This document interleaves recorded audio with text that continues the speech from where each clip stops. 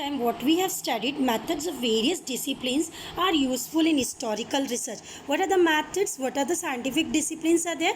First one is archaeology, archival science. As shown in the picture, you can see archival science, whatever remains we are getting, or whatever seals, whatever we are getting, we are collecting and keeping them as a data, as a source of information. So that is archival science.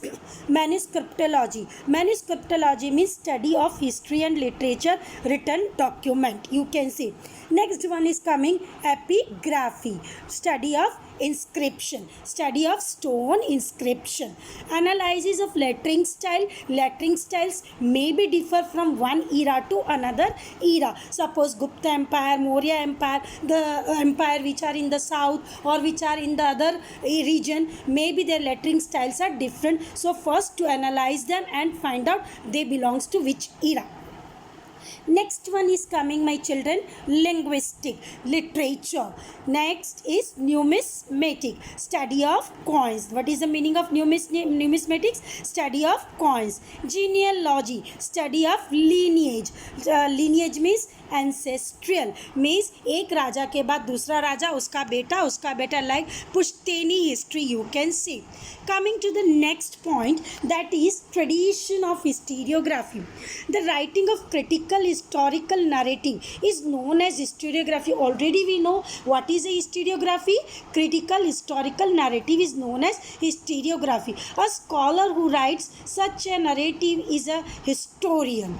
The historian cannot include every past event in his narrative. The inclusion and interpretation of historical events by historian often depends on the conceptual framework adopted by them. Whatever research they are carrying out, that event only they are going to organize in their narrations. Other than that not, means they are use a standard method, scientific method. The tradition of writing historical narratives, that is historiography, was not prevalent in the ancient society of the prior to 18th century or before. If we talk about the ancient civilization, they were not aware of writing.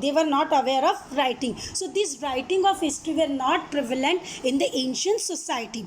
So ancient communities all over the world use various means. So that doesn't mean that they were not aware of these all things. They have not left behind their history. But in what forms they left behind their history?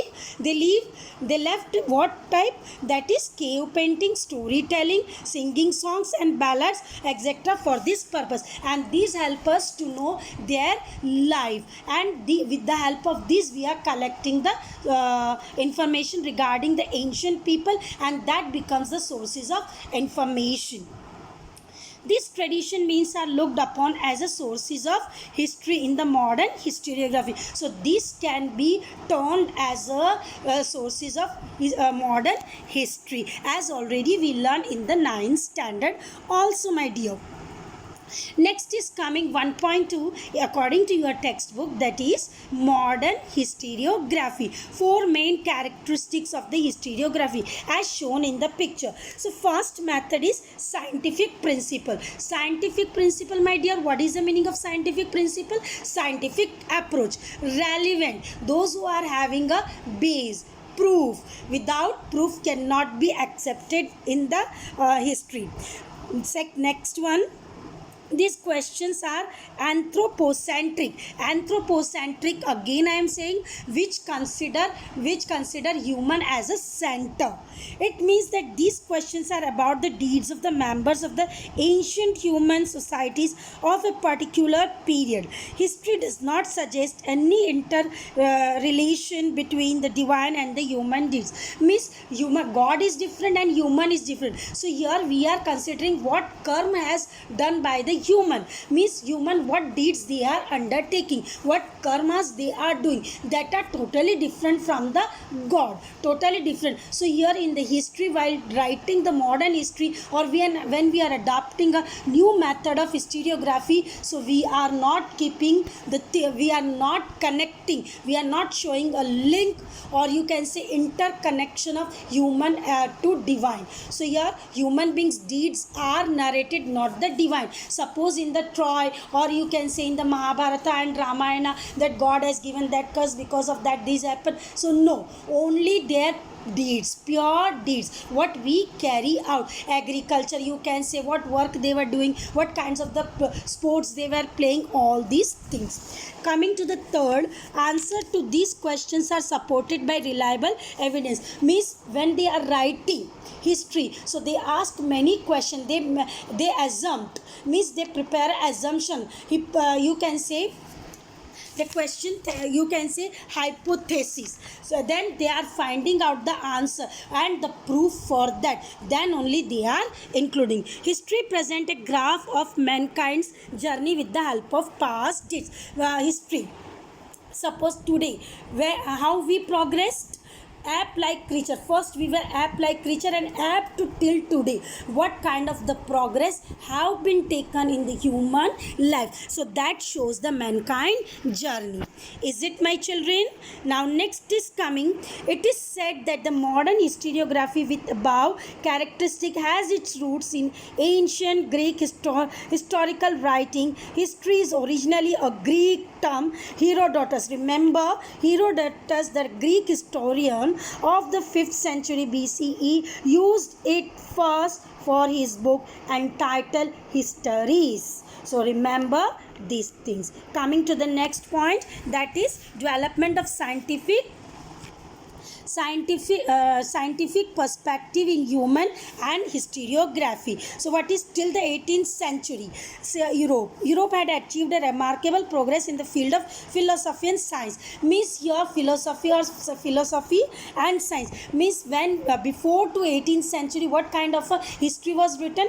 That was centered God and goddesses from the church. It was prevalent in the church. Whatever the priest used to say about that, we were believing in that only. Whatever the priest or whatever our gurus used to say, we were believing in that only. So after the 18th century, the perspective, or you can say the view to write the history, were changed. Then here, such scholars by then had come to believe in the possibility of studying the social and historical truth by applying scientific method. So here they applied, they asked the questions whether the reasons is there or not and relevant or not there. So their approach to history was changed. They started to look upon the history as a you can say they were using a scientific method to write the history. Now the philosophical discussion focused more and more on the objectivity in the history and history. They started to questioning each other, and these discussion focus what should be the objective of historiography while writing a history.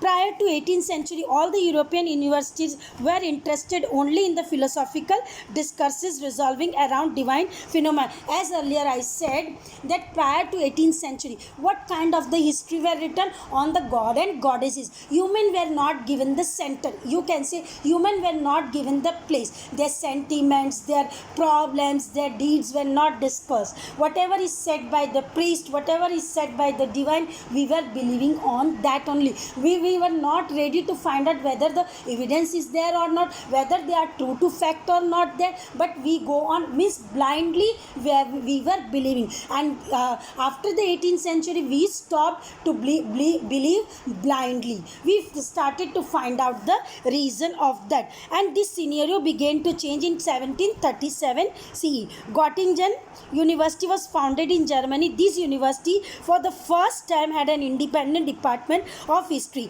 Later other German universities also became center of historical duty. So that's all till today. Next session में we will learn notable scholars.